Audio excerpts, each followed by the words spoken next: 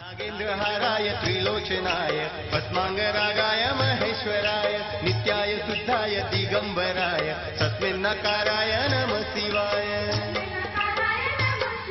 बोलिए शंकर भगवान की जय। सोमनाथ महादेव की जय। जगदम्बे शिवेन सह मोदते।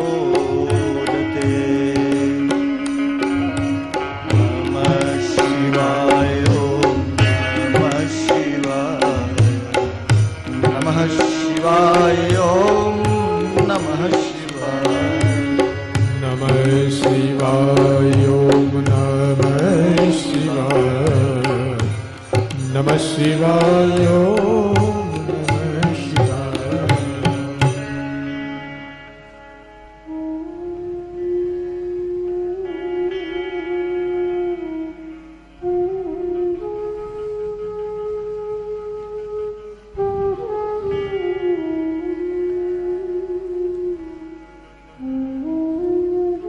भगवान आशुतोष अवधवदानी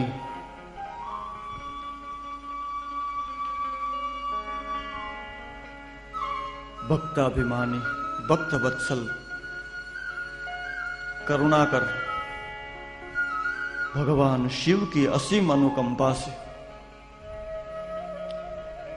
आज हम इस बाबा के सानिध्य में 7 दिवस के लिए भगवान का गुणगान गाने के लिए एकत्रित हुए। आज का ये पवित्र दिन, ये शुभ अवसर हमें मिला है। स्वयं भगवान शिव ने हमारी सबकी उंगली पकड़कर जैसे इस कथा मंडप में बिठा दिया हो, क्योंकि भगवान शिव की कृपा के बिना भगवान शिव का गुण गाना असंभव है। रही बात भगवान शिव को गाने की, तो भगवान शिव को भला कौन गा सकता है। अपरिमाणीय अद्वितीय, ऐसा कोई वक्ता नहीं, ऐसा कोई विद्वान नहीं, ऐसा कोई ज्ञानी नहीं, ऐसा कोई पंडित नहीं कि जो संपूर्णतः भगवान शिव को गा सके।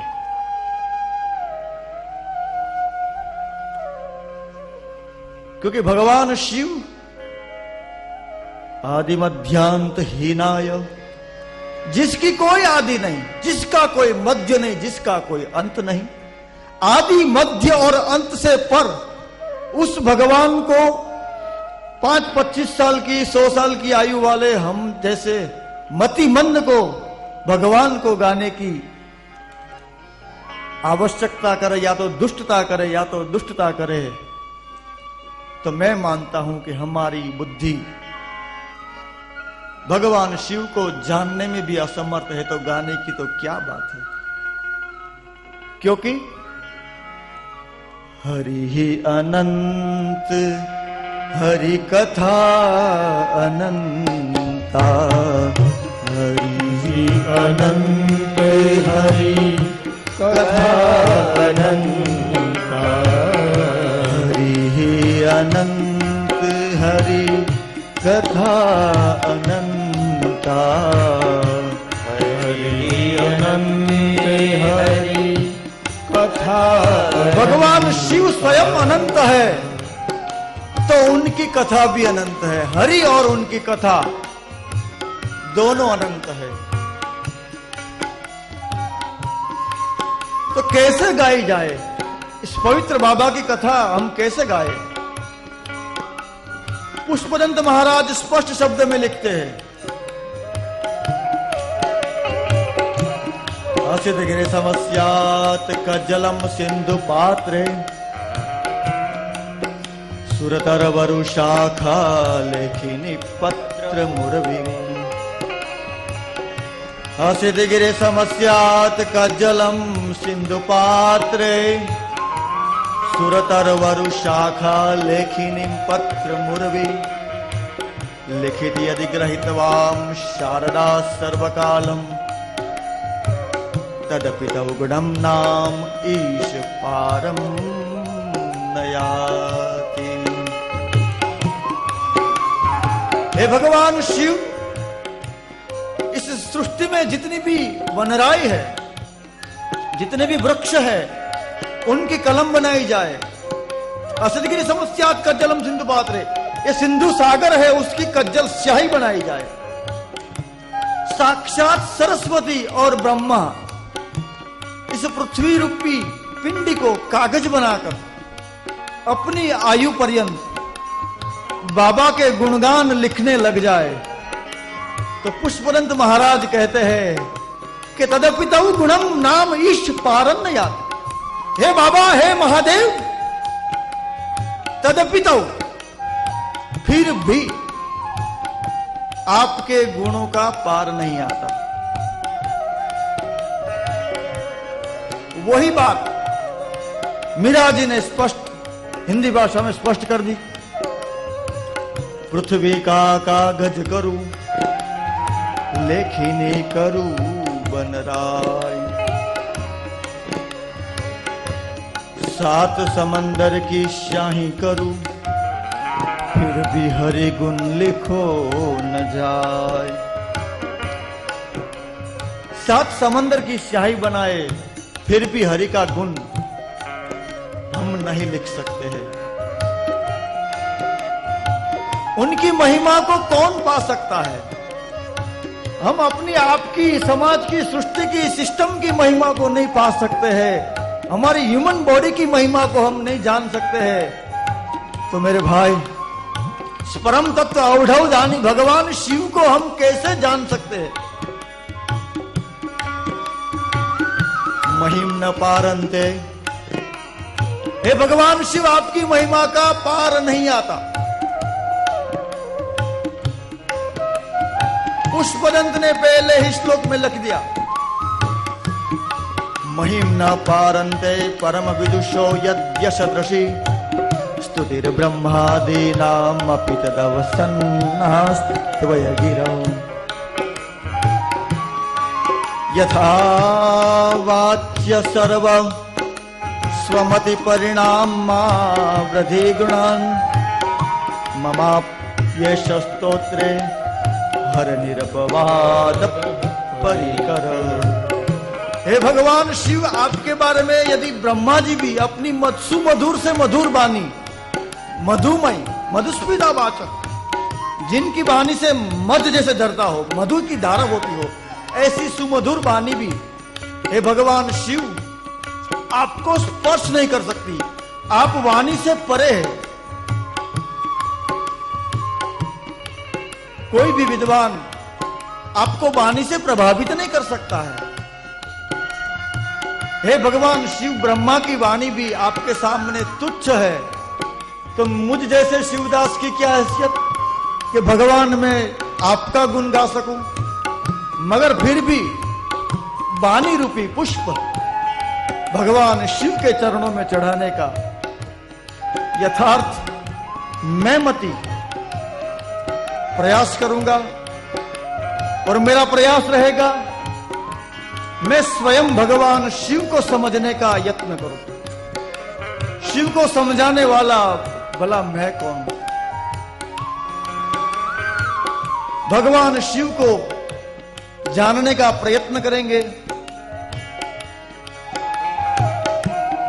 शिव के गुणगान गाएंगे,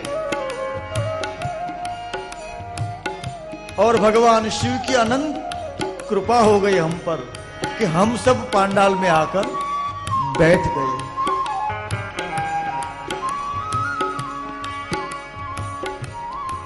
आप देखें तो इस पांडाल में कौन कौन है?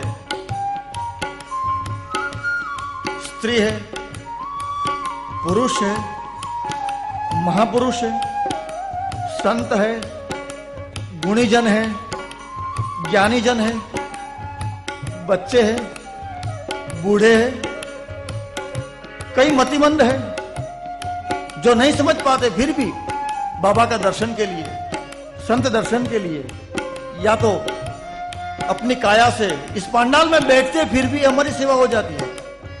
हम नहीं समझ पाते, हिंदी भाषी नहीं है, हम उर्दू भाषी है या मलयालमी है, तमिली है, मराठी है, भाषा को नहीं समझ पाते, फिर भी हम बैठे हैं। तो एक सुर निकलता है कि इस पंडाल में सिर्फ और सिर्फ मानव है। इस सृष्टि में जलचर, नभचर, भूमि पर चलने वाले, भूमि पर रहने वाले, पानी में रहने वाले, आकाश में विहार करने वाले कई प्रकार के प्राणी हैं, मगर इस पंडाल में एक ही प्राणी है जिसका नाम है मनुष्य। तो एक बड़ी विचित्र बात है कि इस पंडाल में कई इंटेलिजेंट प्राणी भी है। हमारे घर में हम उसको पालते हैं, पोसते हैं, अच्छे अच्छे शैम्पू से नहलाते हैं, बच्चों से ज्यादा उनका ख्याल रखते हैं, मगर कुत्ते को हम नहीं लाते क्योंकि कुत्ता कथा में नहीं आ सकता। या तो कथा कुत्ते के लिए नहीं, या तो मानवी को बाध करके अन्य जीवों के लिए कथा नहीं है। दुर्लभो मानुषो देहो, हम बड़े भाग्यशाली है कि हम कथा में आए, मगर भाग्यशाली क्यों है? क्योंकि हम सब मानव है। हम सब मानव है, इसलिए हमें कथा में जगह मिलती है, कथा में हमारा प्रवेश होता है। तो हमारे ऊपर सबसे बड़ी कृपा कौन सी है कि हम मानव बने।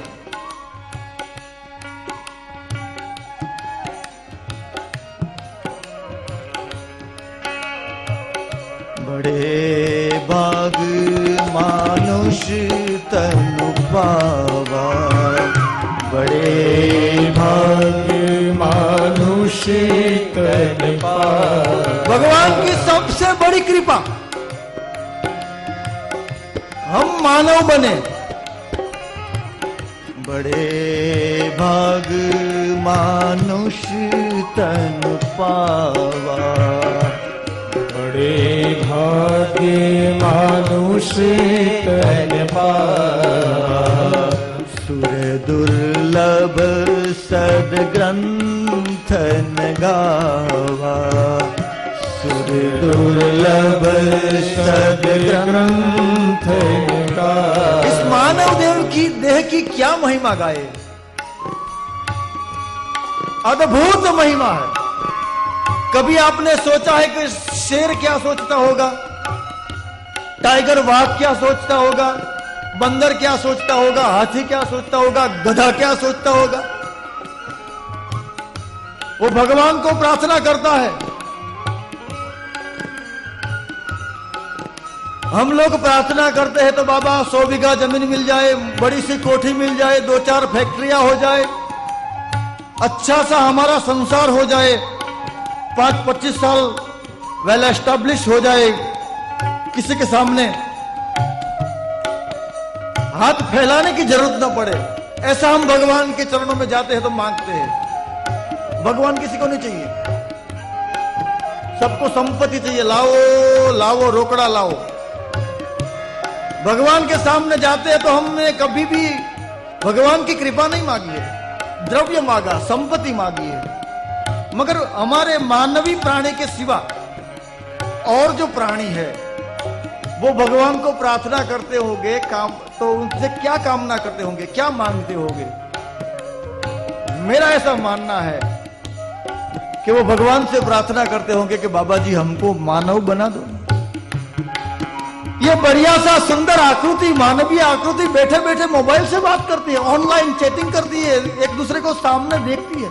इतना बड़ा भगवान गजराज को अपने कब्जे में करके बैठा हुआ है, सारी दुनिया को अपनी मुट्ठी में लिए हुए घूमता है मानवी।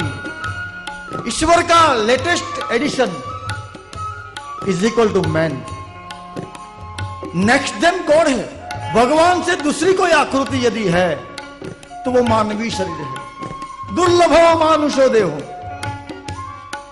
देवता भी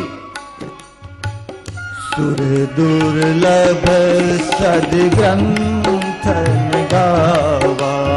देवताओं को भी मानवी बनना दुर्लभ है। इस मानवीय तन की महिमा सदग्रंथों ने गाई है। तो ऐसा पवित्र देह हमें मिला, मानवी बने। मगर आपने सोचा कभी कि गधे को कहना पड़ता है तू गधा बन? नहीं। हाथी को कभी कहना पड़ता है कि हे भाई, हे हाथीराज, हे गजराज, तू गजराज हाथी बन? कभी कुत्ते को ऐसा नहीं कहना पड़ता है कि हे कुत्ता तू कुत्ता बन। मगर मानवी को कहना पड़ता है कि हे मानवी तू मानव बन। सुर और देवताओं को भी दुर्लभ ऐसा ये मानव देह,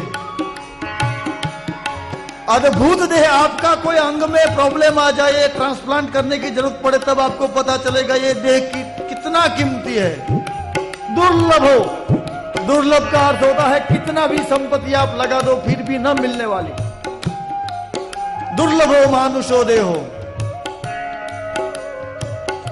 देहि नाम क्षण भंगुरा। मगर ये मानवीय तन की एक वीक पॉइंट है, ये बहुत दुर्लभ है। मगर हमारे पूर्व के पुण्य के कारण हमको मिल गया है। एक आप बड़ा सा शीशे का एक बर्तन ले आओ, बहुत ही कीमती, उसको टेबल पे सजा दो। बहुत ही कीमती स्फटिक का एक आप पात्र ले आओ, उसमें अच्छी अच्छी चीजें डालो, बहुत मूल्यवान है। मगर उनकी मूल्य कब तक, वो शीशे का साधन, वो शीशे का बर्तन की मूल्य कब तक है? जब तक वो टेबल के ऊपर से गिर नहीं जाती, अर्थात वो टूट नहीं जाती। तो दुर्लभ हो मानुषो देहो देहि नाम क्षण भंगुरा। इतना बढ़िया मानव देह है, मगर उसकी एक विटंबना है कि यह क्षण भंगुर है। कब टूट जाएगा उसका किसी को पता नहीं है। कई लोग इस गांव में बैठे हैं, सोचते हैं कि अभी तो कथा शुरू हुई है ना, अभी महाराज लोग एडजस्ट कर ले, पेटी तबला सब एडजस्ट हो जाए, थोड़े श्रोता लोग आ जाए, फिर शिव प्रागट्य होगा, सती विवाह होगा, शिव पार्वती विवाह होगा, तब हम जाएंगे। मेरे बंदे, मेरे भाई, महाराज जी आपको जब तक महादेव नहीं बुलाएंगे तब तक इस कथा पंडाल में आप आ नहीं सकते।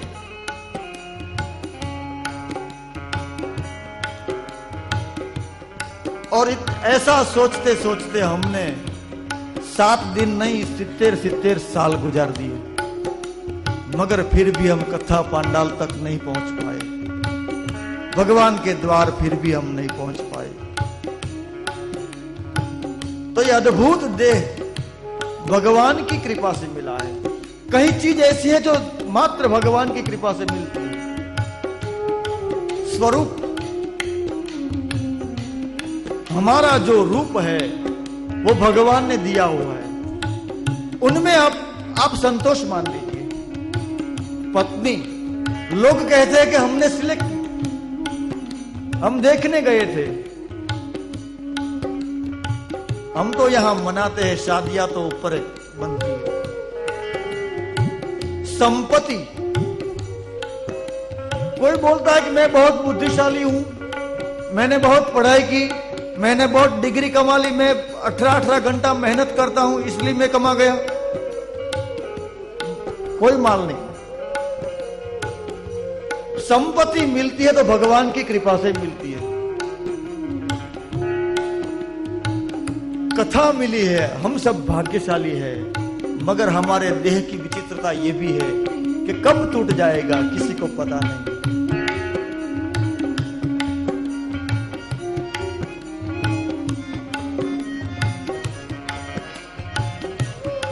तो सुर देवताओं को भी यदि कथा सुननी हो तो उनके लिए कोई ऐसा क्षेत्र है नहीं, या तो ऐसा कोई पात्र नहीं है कि वो लोग कथा सुन सकते हैं। उनको मानव बनना पड़ता है, क्योंकि मानवीय तन में ही कथा प्राप्त है। तो भगवान की बड़ी ही अनुग्रह रही हम पर, बड़ी कृपा कि हम मानव बने, और मानव बने उसके बाद भगवान ने स्वयं हमारी उंगली पकड़कर इस कथा पंडाल में हमें ले आए। स्वर्ग में सब कुछ है, मगर स्वर्ग में कथा नहीं है। बोले हमारा भाग्य प्रबल नहीं है। अरे मेरे बंदों, मेरे भाई बहनों, हमें भगवान शिव का नाम मिला है, भगवान शिव की कथा मिली है। कितना भाग्य हमारा।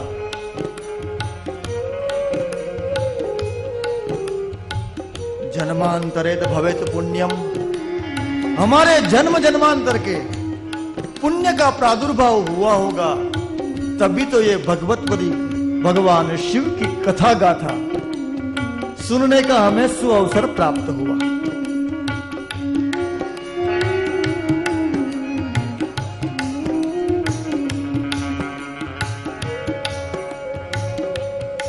सीधे ही कथा की शुरुआत करते हुए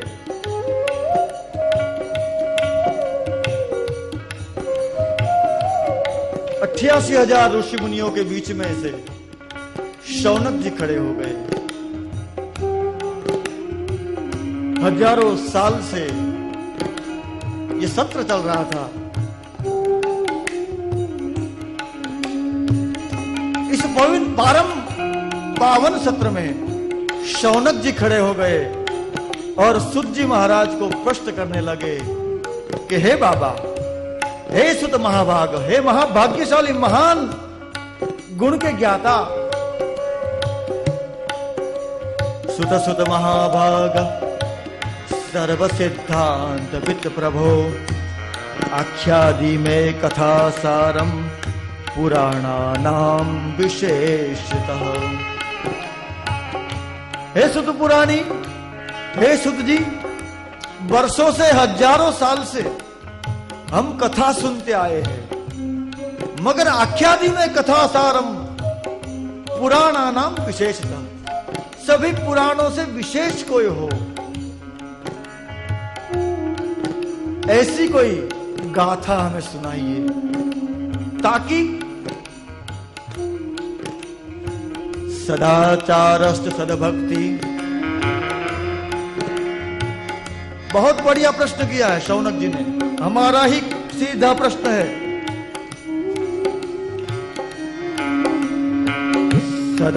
सदाचारस्त सदभक्ति विवेको वर्धते कथम।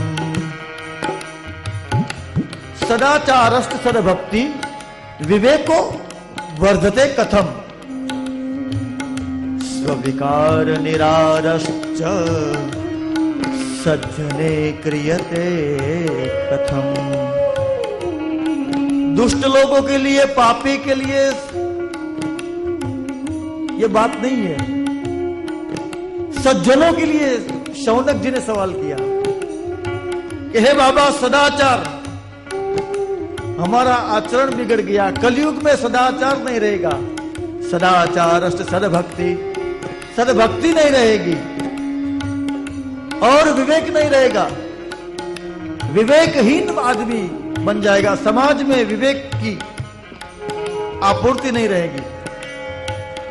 विवेकहीन समाज में अपने विकारों को काटने के लिए स्विकार निरारश्च सज्जने क्रियते कथम। इस कलिकाल में सज्जनों को अपने विकारों से बचने के लिए या तो अपने विकारों को काटने के लिए ऐसा कौन सा शास्त्र है और क्या ऐसा करे कि जिनसे हमारी सद्भक्ति में वृद्धि हो।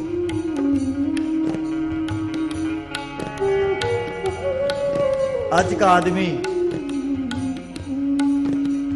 विकारी बन गया, विषयी बन गया, और विवेक का तो कहीं आजू बाजू अगल बगल में 100 गज तक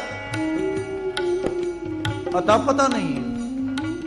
माता पिता के सामने कैसे पेश होना चाहिए, अपने गुरुजनों के सामने कैसे पेश होना चाहिए, अपने वडिल बंधु के सामने हम कैसे पेश हो।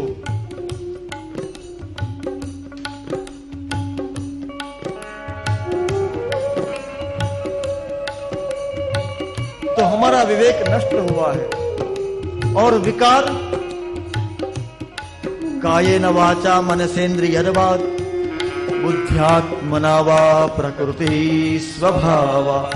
काया से, वाचा से, मन से, बुद्धि से, सभी इंद्रियों से हमारे दिलो दिमाग में विकार ही विकास छाया हुआ है।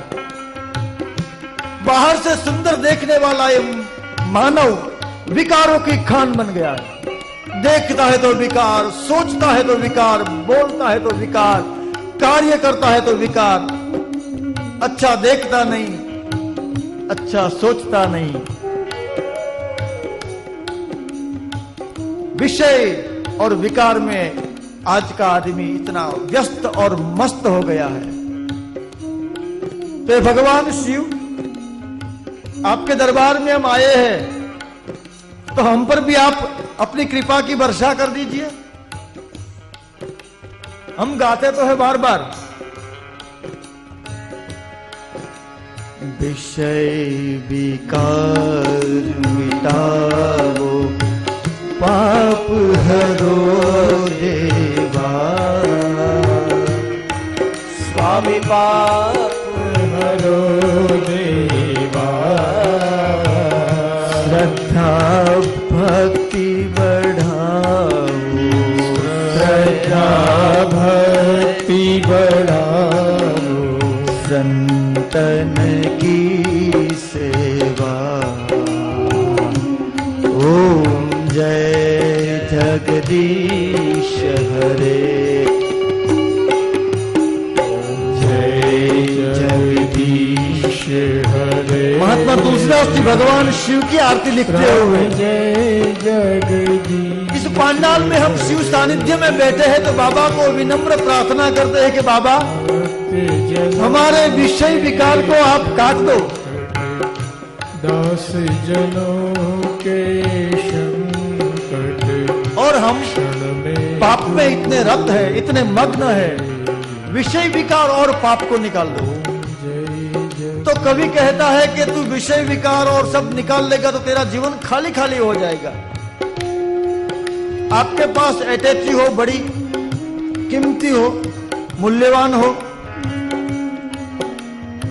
मगर वो खाली हो तो मजा नहीं आता। तिजोरी हो मगर खाली हो तो क्या। तो तुलसीदास जी कहते हैं विषय विकार मिटाओ पाप हरो देवा। स्वामी पाप हमारे मानव तन रूपी इस अटैची में से 3 चीजें निकाल दो बंदे। क्या क्या निकाल दो? तो कि विषय को निकाल दो, विकार को निकाल दो और पाप को निकाल दो। तो इतनी बड़ी देह, मानव देह, कुछ नहीं होगा तो मजा नहीं आएगा। तो बाबा जी कहते हैं कि तुझे यदि भरना है तो ठास ठास के भर ले। तो क्या भरे? श्रद्धा भक्ति बढ़ाओ, श्रद्धा भक्ति बढ़ाओ। ये आदमी तू तेरे जीवन में श्रद्धा और भक्ति का समन्वय कर ले और संतन की सेवा। ओ जय जय। अपने जीवन में से विषय विकार और पाप को निकालकर श्रद्धा भक्ति। श्रद्धा भक्ति क्या है? भवानी शंकरो वंदे श्रद्धा विश्वास रूपिणो याभ्या विनाम न पश्यन्ति सिद्धा स्वान्तस्थमीश्वरम। अनंत कोटि ब्रह्मांड नायक सच्चिदानंद स्वरूप साईनाथ के दरबार में आप जाएंगे तो आपको 2 शब्द मिलेंगे, श्रद्धा और सबूरी। भगवान शिव आप श्रद्धा है तो भगवती मां जगदम्बा हमारा विश्वास है। और श्रद्धा और भक्ति में भी यदि आपको समझ नहीं आता है, श्रद्धा और भक्ति को समन्वित करके आप संत के चरण में आ जाइएगा तो आपका बेड़ा पार हो जाएगा। तो बाबा सदाचार, सद्भक्ति और विवेक की वृद्धि के लिए, हमारे पापों को, हमारे पाप समूहों को नष्ट करने के लिए ऐसी कोई कथा सुनाइए ताकि हमारे जन्म जन्मांतर के पातक, हमारे पाप जल के भस्म हो जाए। परम उत्तम ऐसा परलोक हितकारी शौनक जी का प्रश्न सुनकर सुत जी महाराज अत्यंत प्रसन्न हुए। आप किसी व्यक्ति विशेष के पास जाएंगे, किसी संत के पास जाएंगे, किसी सदगुरु के चरण में जाएंगे और समाज का प्रश्न, परलोक हित का प्रश्न लेके आप निकलेंगे, सभी जगह से आपको अच्छा प्रतिभाव मिलेगा, आपकी समस्या का समाधान मिलेगा। सुतपुराणी अत्यंत हर्षित और कहने लगे कि हे शौनक जी, अमोघ पाप को हरने वाली, जन्मांतर के पाप को भस्म कर देने वाली भगवान शिव जी की गाथा मैं आपको सुनाने जा रहा हूं, आप सावधान हो जाइए। भगवान महादेव का स्मरण करते हुए सुत जी महाराज ने भगवान शिव का स्मरण किया। नमो शंभवाय च मयो भवाय च, नमो शंभवाय च मयो भवाय च, नमः शंकराय च मयस्कराय च, नमः शिवाय च शिवतराय च।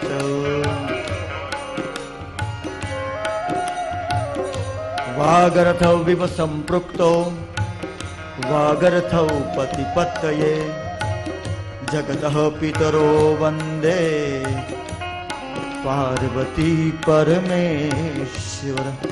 जगत आखा, पूरे जगत के बाप भगवान शिव और जगत माता मां पार्वती के चरणों में वंदन करते हुए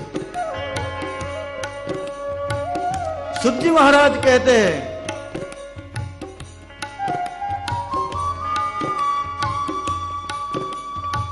संसार के प्राणी के लिए सबसे बड़ा कोई कष्ट है या तो सबसे बड़ी दुविधा है। आइए महाराज जी, हमारा सबसे बड़ा कष्ट कौन सा है? काल व्याल महात्रासम विध्वंसम करमुत्तमम। हम मर जाएंगे उसका भय है, मगर भय है कि मैं मर जाऊंगा और मरने का डेट भी नहीं है। दवा के ऊपर तो लिखा होता है डेट ऑफ मैन्युफैक्चर और डेट ऑफ एक्सपायर्ड, मगर इस मानवीय तन के लिए बर्थ सर्टिफिकेट तो है मगर डेथ सर्टिफिकेट हमारी हाजिरी में नहीं बनता, वो हमारे वंशज बनाते हैं और जल्द से बना लेते हैं, क्योंकि हमारी जो बिखरी हुई संपत्ति है उनको बटोर ले। डेट ऑफ मैन्युफैक्चरिंग में जी रहे हम। काल व्याल महात्रासम विध्वंसम करमुत्तमम, शैवं पुराणमं परमं शिवेनोक्तं परामुनि। सुत जी ने बहुत अच्छा कर दिया और कह दिया कि जिसकी मौत नजीक है उनके लिए भगवान शिव की कथा से उत्तम कुछ भी नहीं है।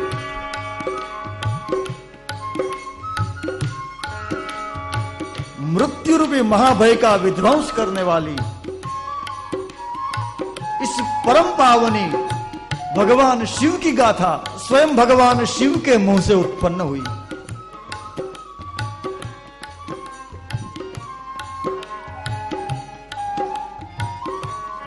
सीधा प्रश्न आया कि काल व्याल महात्रास,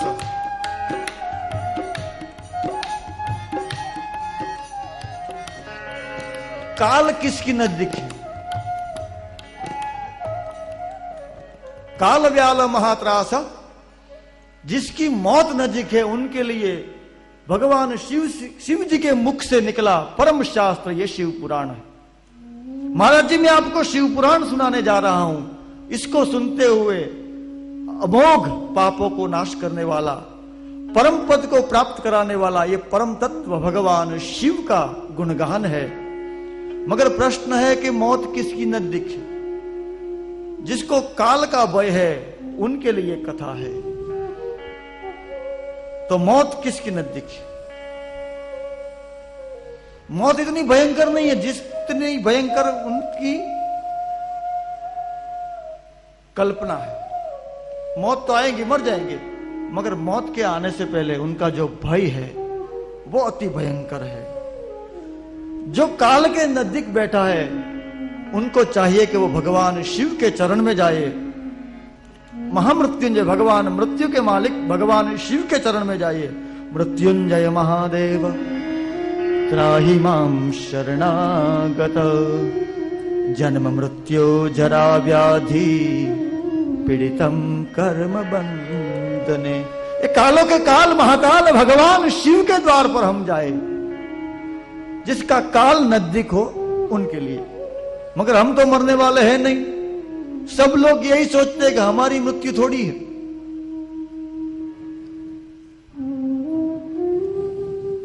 तो मृत्यु क्या है? कोई लोग कहते हैं कि मृत्यु एक जटिल प्रक्रिया है, तो गीता जी कहती है कि मृत्यु एक वस्त्र बदलने की प्रक्रिया है। मृत्यु कोई लगाई हुई चोट नहीं, किया हुआ मैजिक नहीं कि जिसको हम खाल ले, जिसको निकाल ले, जिससे हम हमारा पीछा छुड़ा ले। वो संभव नहीं है, क्योंकि मृत्युम जन्मताम वीर देहेन सहजायते, अद्यवाब्द शताम तेव मृत्युर्वै प्राणिनाम ध्रुवम।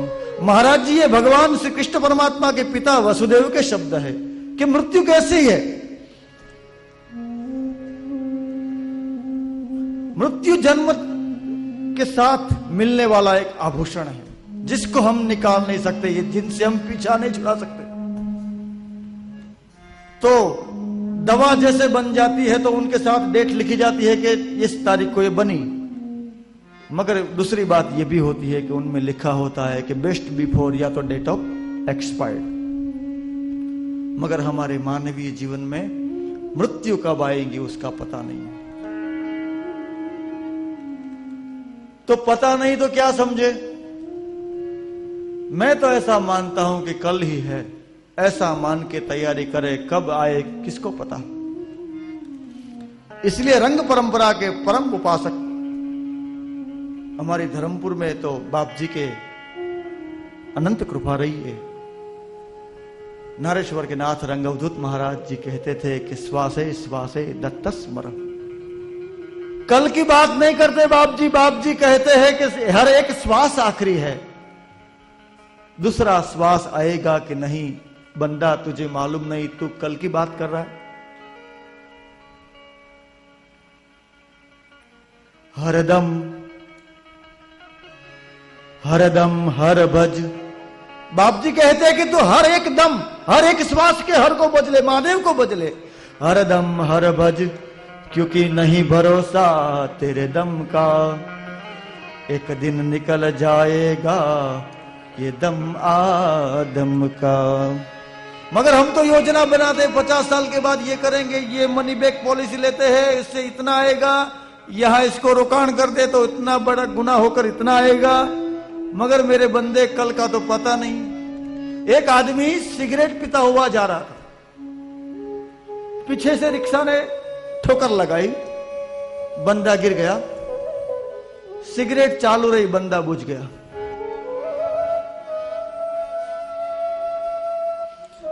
आखी आलम ने जीतनारो સિકંદર પણ ગયો ખાલી, આખી આલમને જીતનારો સિકંદર પણ ગયો ખાલી.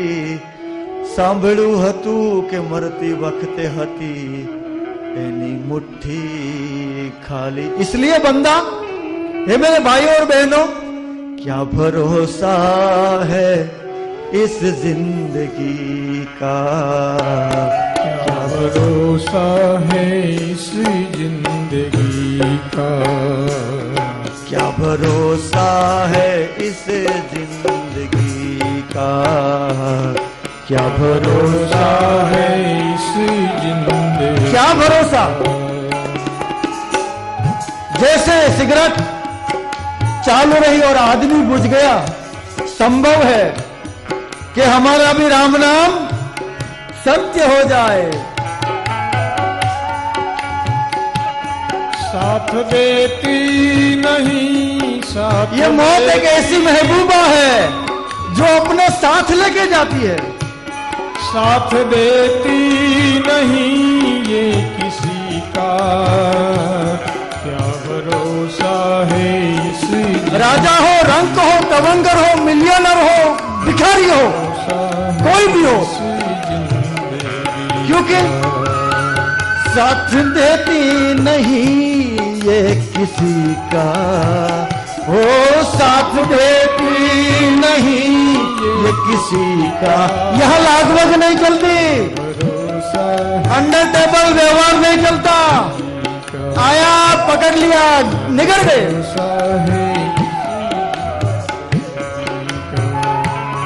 सासु रुक जाएगी चलते चलते, सासु रुक जाएगी चलते चलते, सासु रुक जाएगी चलते चलते. कोई आयोजन नहीं मिलेगा कि सगे वाले को बुला ले, पत्नी को बुला ले, पुत्र परिवार को बुला ले, विल लिख दे. चलते चलते सांस रुक जाएगी चलते चलते, क्षमा बुझ जाएगी जलते जलते, क्षमा बुझ जाएगी जलते जलते. दम निकल जाएगा, दम निकल जाएगा आदमी का. क्या भरोसा है इस जिंदगी का, क्या भरोसा है इस जिंदगी. जिसको आदत है कि कल कर लेंगे, बड़े प्यार से विनम्रता से कहता हूं कि अपनी कोई भी योजना को कल के ऊपर मत छोड़िए, क्योंकि आज तक किसी की कल हुई नहीं. काल करे सो आज कर, कभी भी कल के ऊपर मत छोड़ो. बाबा की बंदगी करनी है, बाबा की नाम स्मरण करना है, गुणगान गाना है, सत्संग में जाना है.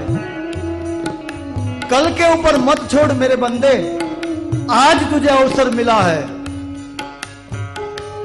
और अवसर मिलने पर जो न बरसे उनको क्या कहें हम. अषाढ़ उच्चारम मेघ मलारम बनी बलारम जलधारम दाडुर्दकारम मयूर पुकारम तड़ियातारम विस्तारम ना नहीं संभारम प्यारा पारम नंद कुमारम निरख्यारी कहे राधे प्यारी मैं बलिहारी गोकुल आओ गिरधारी. अषाढ़ की रिमझिम बारिश हो, मयूर ने अपनी पंख फैलाई और मोर अपनी आवाज निकाल रहा है. तो किसी ने कहा कि मयूर तो क्यों अपना गला फाड़ रहा है. तब मयूर ने कहा, मोर ने कहा कि हे बंदे, आज मुझे अवसर मिला, अषाढ़ आया और मैं न जाऊं तो मेरा हैया फाट पड़ा. अवसर आए और हम बोले नहीं. हमको समय मिले भगवान की गुणगान गाने का, बाबा का शिवलिंग बनाने का, बाबा के सन्मुख बैठने का हमें समय मिले. पूरी जिंदगी काम पड़ा है. और किसी का काम समाप्त हुआ ही नहीं अब तक, स्वयं समाप्त हो जाता है। समय का बहाना मत बनाइए मेरे यारों, बड़ी विनम्रता से कहता हूं, क्योंकि किसी को अलग से समय मिलता ही नहीं। दुनिया है हकीकत ये पुरानी, चल के रुकना है उसकी रवानी। दुनिया है हकीकत पुरानी, चल के रुकना है उसकी रवानी। इस दुनिया में कोई किसी की राह नहीं देखता। मर गया, दफना दो, जला दो, आगे बढ़ो। फर्ज पूरा करो, बस अपना फर्ज तो पूरा कीजिए। फर्ज पूरा, क्योंकि जब हम हमारे माता के गर्भ में थे तब बाबा को हमने कमिटमेंट दिया था। जब मलमास के पिंड के अंदर, माता के उदर में, माता के गर्भ में हम थे, तब बाबा को प्रार्थना की थी कि बाबा तू मुझे छोड़, मैं तेरी गुणगान गाऊंगा। मगर दुनिया में आते पढ़ाई में गए, पढ़ाई खत्म हुई, शादी बनाई, बच्चे परिवार हुए, जवाबदारी बढ़ी, ट्यूशन फी, एडमिशन फी, आदि आदि में, और अपना भी नाम होना चाहिए। आदमी अपना नाम बनाने में अपने आप को भूल जाता है। दुनिया एक हकीकत पुरानी, मगर इस दुनिया में एक हकीकत है कि यहाँ किसी से किसी का कुछ भी नहीं रुकता है। कोई बोलता है कि मेरे बलबूते पर घर चल रहा है, मेरे बलबूते पर राष्ट्र चलता है, मेरे बलबूते पर गांव चलता है। तू नहीं था तब भी ये देश था, तू है तब भी देश है, और आपका राम नाम सत्य हो जाएगा। फिर भी ये हकीकत पुरानी है, ये सब रहेगा, नहीं रहेगा तो सिर्फ तू नहीं रहेगा। इसलिए अपनी फर्ज को पूरा कीजिए। हर एक दिन 10 मिनट, 24 मिनट, 1 घड़ी भगवान का गुणगान गाइए।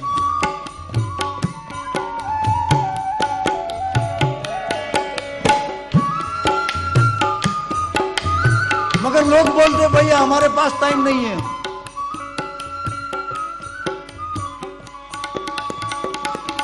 हम रहे ना मोहब्बत रहेंगी, हम रहे ना मोहब्बत समय तो नहीं है मगर फिर भी रहेगी। हमें लोग याद करते क्यों? एक भाई मुझे बोलता था,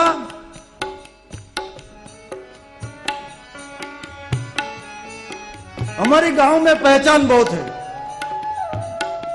जहां से भी मैं गुजरते हूं दुकानों से लोग बाहर निकल आते हैं, भाई जी पधारिए, भाई जी पधारिए।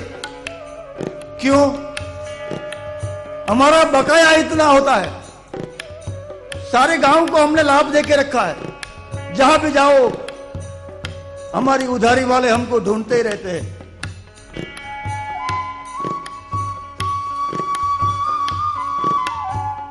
मगर ये मर जाने के बाद सब लोग याद करेंगे कि मेरा गया, मेरा गया। जय हो। हम रहे ना मोहब्बत रहेंगे, मोहब्बत जिंदाबाद। बंदा तू अपनी मोहब्बत बांटता फिर। जय हो। हम रहे ना मोहब्बत रहेगी, हम रहे ना मोहब्बत रहेगी, हम रहे ना मोहब्बत रहेगी। दास्तां अपनी ये दुनिया कहेगी। 2 तरह से लोग याद रखते हैं, अच्छा हुआ मर गया। व्यक्ति के बारे में उनका सही सर्टिफिकेट चाहिए तो फ्यूनरल हाउस में जाइए, स्मशान गृह में आप जाइए। अग्निदाह के बाद सब उनके इष्टमिष्ट संबंधित सब लोग बैठते हैं। बंदे का देह, हमारा देह जलता है तब तक उनको बैठना होता है, जा नहीं सकते, संबंध है हमारा। तो 3 घंटे 4 घंटे बैठे बैठे उनकी बातों सुनो तो आपको पता चलेगा कि बंदा ने क्या पाया है। एक ऐसी बात नहीं मिलती है जिससे सुनकर हमें संतोष हो जाए कि उनका जीना सार्थक हो गया। इसलिए मेरे बंधु, मेरे भाइयों और बहनों, मेरे शिव बाबा के भक्तों, प्रेम प्रियो माधव, उसका आधुनिक नाम है मोहब्बत। हम रहे ना मोहब्बत रहेंगी, हम रहे ना मोहब्बत रहेगी। रास्ता अपनी ये दुनिया कहेंगी, रास्ता अपनी दुनिया कहेगी। नाम रह जाएगा, नाम रह जाएगा, नाम रह जाएगा, नाम रह जाएगा, नाम रह जाएगा। आदमी का क्या भरोसा है। आदमी अपना नाम छोड़ के जाता है, अपने नाम को दबाने लगा है। अपने बच्चों को सुनना न पड़े कि इतना इसके पिता तो बदमाश थे। कम से कम अपने पिता की ख्याति और अपने बच्चों की बदनामी से बचने के लिए भी आप मोहब्बत को बांटते फिरिए, क्योंकि प्रेमनवाड़ी उपजे, प्रेमनवाड़ी उपजे, प्रेमन हाट बिकाय। राजा पर जा जो चाहे, शीश दे के ले जाए। मोहब्बत प्रेम बांटने के लिए तो अपना गला कटाना पड़ता है। किसी का खा जाना हो बहुत इजी है, मगर किसी को आनंद देना, किसी को प्रेम बांटना बहुत बड़ी बात है। बेफाम तो ये केटलू थाकी जाऊं पड़ू। बेफाम ने बहुत अच्छा लिखा, इस जीवन कितनी थकान, मगर आखिर में मंजिल कहां तक थी।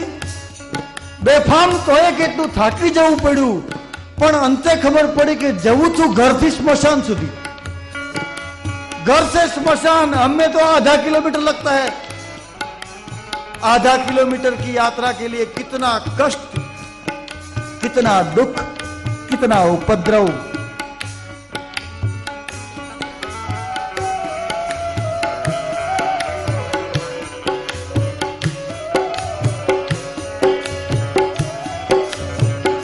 काल किसी को नहीं छोड़ता, समय बड़ा बलवान है। समय समय बलवान है, नहीं पुरुष बलवान। काबे अर्जुन लुटियो, वही धनुष वही बाण। जब महाभारत के युद्ध में अर्जुन बाणावली अर्जुन आता था, तब क्या होता था?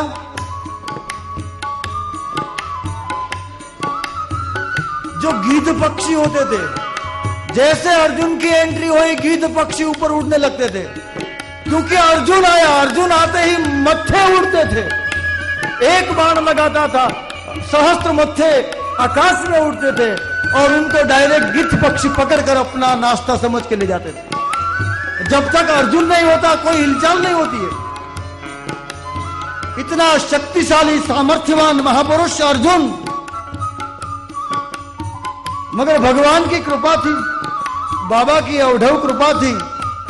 हम सोचते हैं कि हमारे पास ताकत है, कुछ नहीं है हमारे पास, सब बाबा का दिया हुआ है।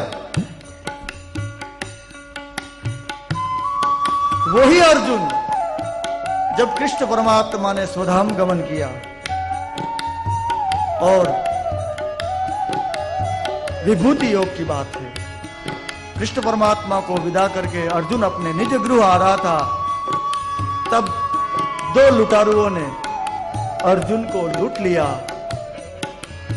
तब से कहावत पड़ी कि काबे अर्जुन लूटियो वही धनुष वही बाण, वही धनुष और वही बाण जिस बाण की टंकार मात्र से महाभारत की युद्धभूमि थरथरित होती थी। तब अपने बड़े भाई धर्मराज को कहने लगे अर्जुन कि मैं मानता था बड़े भाई कि मेरे पास बहुत शक्ति है, मैं इतना बड़ा शक्तिशाली योद्धा हूं, मगर हे बड़े भाई मेरे अंदर कुछ नहीं है, मुझे दो सामान्य चोर लुटारो लूट गए। तो हमारे पास जो सामर्थ्य है वो भगवान शिव ने दिया है, और इतना अद्भुत सामर्थ्य कि हम 7 दिन रजा छुट्टी लेकर अपने कार्यों से अलग रहकर या तो अपने नौकर चाकर हमारी प्रवृत्ति सौंपकर इस कथा पंडाल में बैठ सकते हैं। ऐसी अद्भुत कृपा भोले बाबा ने करी है हम पर, तो क्यों न बाबा में हम ओतप्रोत हो जाए, बाबा के मय हो जाए।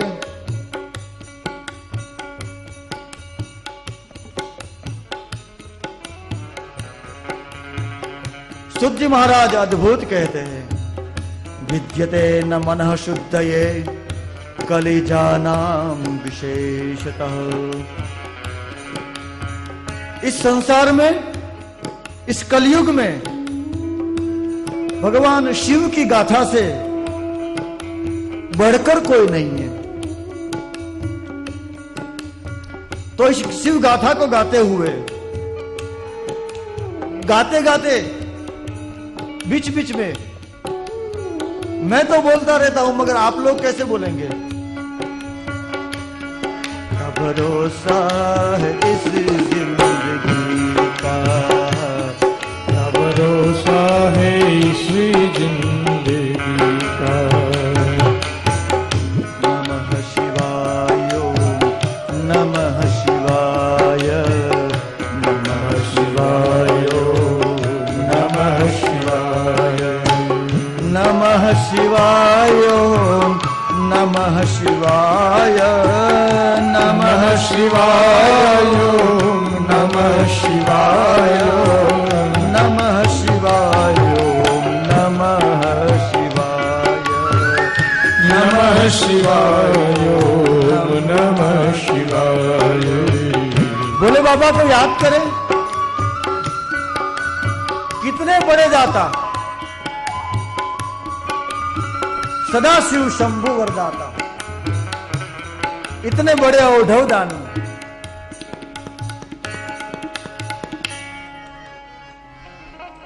भगवान के दरबार में हम जाए और हमारी झोली खाली आए तो संभव ही नहीं है। कैसा भी कामी क्रोधी पापी दुराचारी लोभी क्यों ना हो,